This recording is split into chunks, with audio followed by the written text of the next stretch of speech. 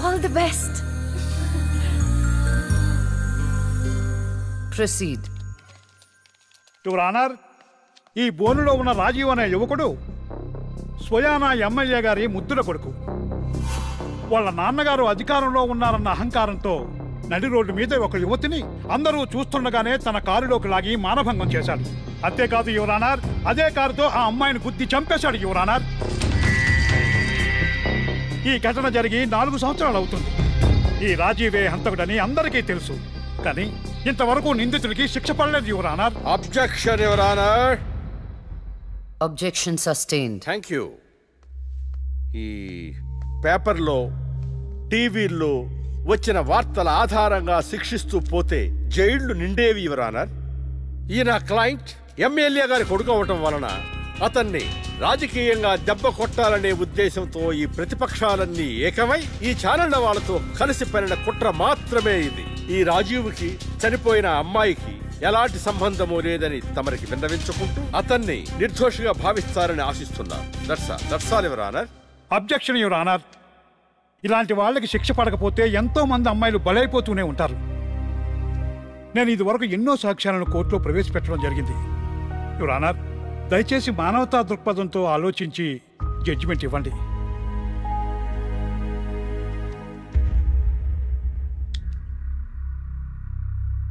ఈ కేసు పూర్వాపరాలు పరిశీలించిన మీదట సాక్ష్యాధారాలు తారుమారు చేసి ఈ కేసుని పక్కదారి పట్టించడానికి ప్రయత్నం జరిగిందని నాకు అర్థమైంది.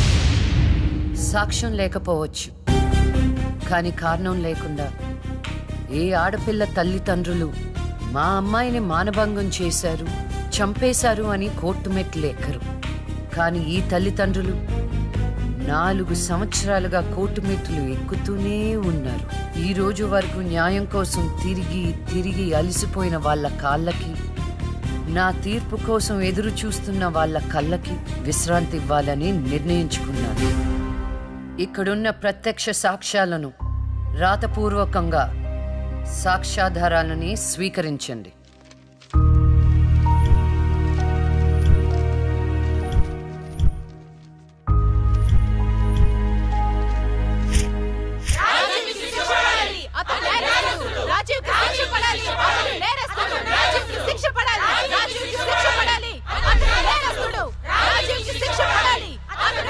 Order, order, order. రాజీవ్ అనే ఈ ముద్దాయికి లైఫ్ ఎమెన్షన్ కఠిన కారాగార శిక్ష విధించడమైనది. Objection your honour. Objection overruled. The court is adjourned.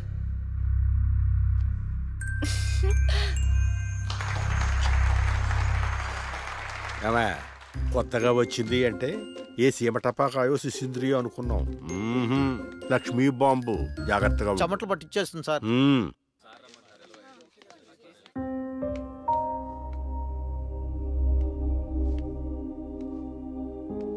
Hello hello, అందరూ ఒకే దగ్గర ఉన్నారు. ఏంటి స్పెషల్? చేపల పులుసు మేడం. తినండి తినండి. మీ అందరికీ ఒక విషయం చెప్పేద్దామని వచ్చాను. ఇక మీదట దొంగ సాక్ష్యాలని ఎంకరేజ్ చేయకూడదు, న్యాయంగానే వాదించాలి. ఏమిటి మేడం, ఏం మాట్లాడుతున్నారు? ఇంకెలా మాట్లాడమంటారండి? కోర్టుని కూరగాయల మార్కెట్లా తయారు చేశారు. స్టేషనరీ నుండి సాక్ష్యాల వరకు ప్రతిదీ అమ్మకమే. మర్డర్ కేసుకో రేటు, దొమ్మి కేసుకో రేటు, రేప్ కేసుకో రేటు. చిచి, చెప్పుకుంటేనే సిగ్గుచేటు. సంపాదించుకుంది చాలు, ఇక అన్నీ మారాలి. అన్నీ మారతాయి. ఇక నుండి దొంగ సాక్ష్యాలు చెప్పేవాళ్ళు కోర్టు సరౌండింగ్స్ లో కూడా కనిపించడానికి వీల్లేదు. ఎవడైనా కక్కుర్తిపడి డబ్బు కోసం దొంగ సాక్ష్యాలతో కేసుని గెలిపించుకోవాలని చూస్తే వాళ్ళని కూడా నేరస్తుల బోన్లో నిలబెడతా, శిక్షలో షేరింగ్ ఇప్పిస్తా. ఇక నుంచి న్యాయం గెలవాలి, న్యాయమే గెలవాలి, న్యాయమే గెలవాలి, న్యాయమే గెలవాలి, న్యాయమే గెలవాలి. ప్రశాంతంగా ఉన్న అక్క జీవితంలో ఒకరోజు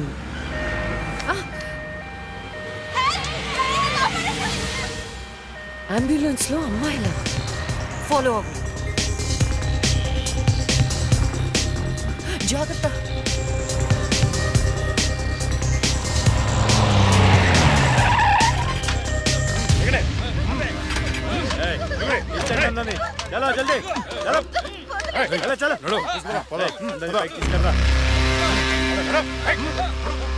అంతా ఓకే అన్నా, తీసుకొచ్చా అందరినీ. ఏం ప్రాబ్లం రాలేదు కదా? అంబులెన్స్ లో అమ్మాయిలు ఉంటారని ఎవరు గెస్ట్ చేస్తారన్నా? ఏయ్, వీళ్ళందరినీ ట్రక్ లో ఎక్కించండి. ఆ దుబాయ్ షేక్ గాడు ఒక్కడే ఫోన్లు. అసలు అది అరవకో ఏంటే, నువ్వు అరిస్తే రిప్లై ఇచ్చేవాడు ఇవ్వలేడు. ఇది నా ఏరియా. తీసుకెళ్ళండి రా అందరినీ. తీసుకెళ్ళండి తొందరగా. పోవే. Stop it!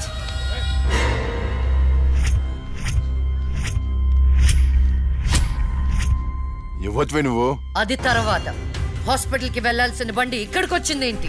ఏంటి పాప క్లారిఫికేషన్ కావాలంట? రే ఇచ్చేయండి రా. అమ్మాయే కదా అని అలుసుగా చూస్తున్నారేమో. లక్ష్మి, జస్టిస్ లక్ష్మి ఆవేశపడి అటాక్ ను చేశారో ఆక్సిజన్ ఆగిపోద్ది. Arrest him.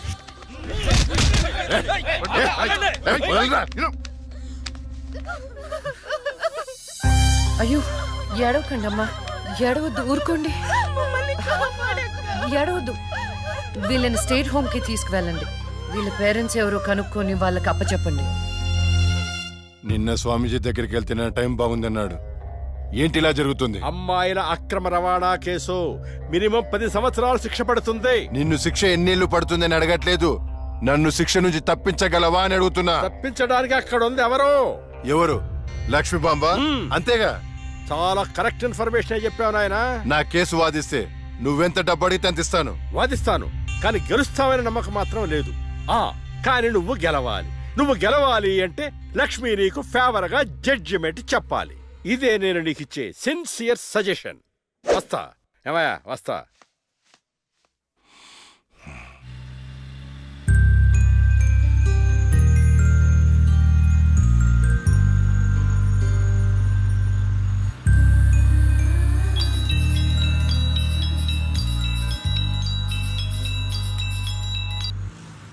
హలో, వైకుంఠాన్ని.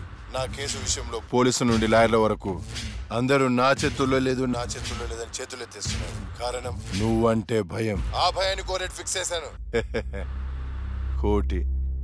కోటి రూపాయలు. నువ్వు రేట్ ఫిక్స్ చేసింది వాళ్ళల్లో ఉన్న భయానికి కాదు, నాలో ఉన్న నిజాయితీకి. నువ్వు కోటి పక్కన ఎన్ని సున్నాలు పెట్టినా దాన్ని కొనలేవు. ఏ జడ్జి, ఏయ్, ఏంటే నీ పొగరు? డబ్బుంటే ఏదైనా కొనొచ్చనే నీ మైండ్ సెట్ క్యాన్సర్ కంటే డేంజర్. దానికి ఆల్రెడీ ట్రీట్మెంట్ స్టార్ట్ చేశా. ఏంటి నువ్వు చేసేది? కొన్నాళ్ల పాటు జనాల మధ్య తిరగకుండా ఊసలు లెక్క పెడుతూ చిప్పకూడు తింటే ఆటోమేటిక్ గా సెట్ అవుతావు. నిజంగానే ఇది లక్ష్మీబాంబు. అక్క, నువ్వు సూపరే. నిజమా? వాడిని బెదరగొట్టేశావు. హై ఫై.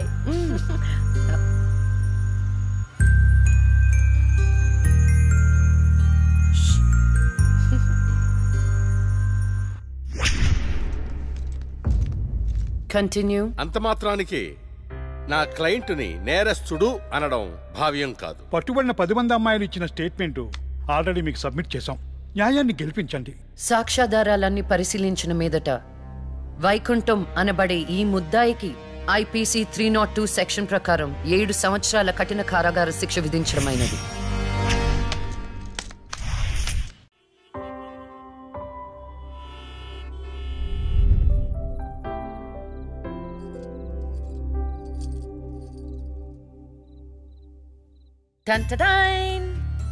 భలే ఉన్నావక్క.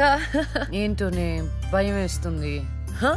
జస్టిస్ లక్ష్మికి పెళ్లి చూపులంటే భయమా? అంతే మరి. నువ్వు కూడా నాతో రావే.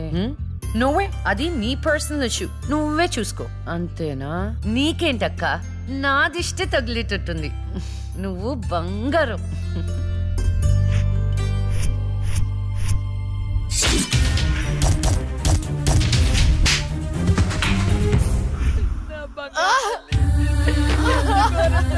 చెల్లమ్మా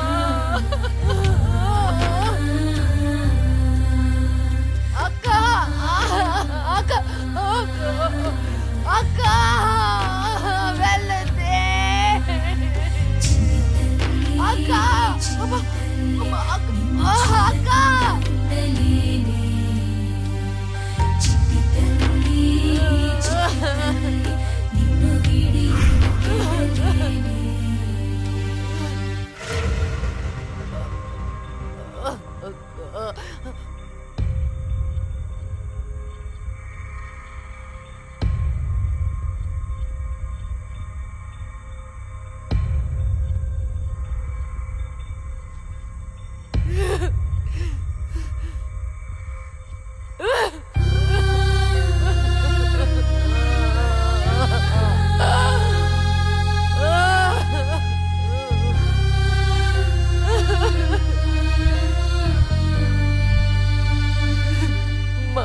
పురిటి నొప్పులు అనుభవించినంత సేపు నన్ను ఈ భూమి మీద ఉంచలేదు.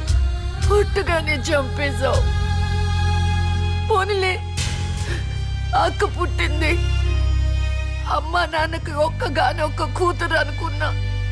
వాళ్ళైనా ఆనందంగా ఉంటారని ఆశించాను, కానీ దాన్ని కూడా చంపేశావు.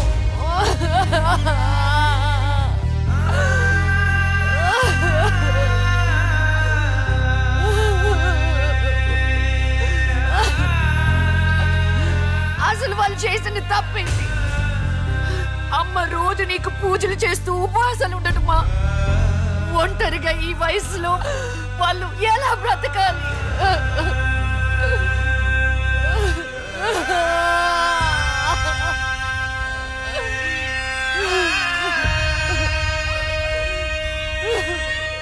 అక్కకి జరిగిన అన్యాయం చూసి తట్టుకోలేకపోయాను. పాపం ఆ దేవుడు కూడా చలించిపోయాడేమో. చిన్న వరం ఇచ్చాడు.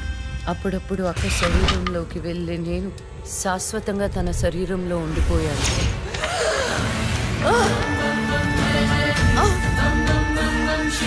అమ్మా! అమ్మా! అమ్మా లక్ష్మి, నువ్వు బతుకున్నావా? అమ్మా నా తల్లి బతుకుందా?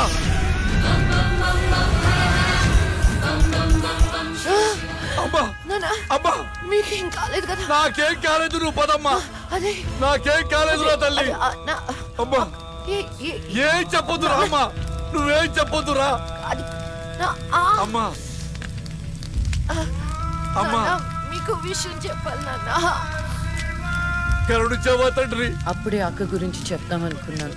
అక్క ప్రాణాలతో ఉందనే ఆనందంలో మీరున్నారు, అందుకే చెప్పలేకపోయాను నాన్న.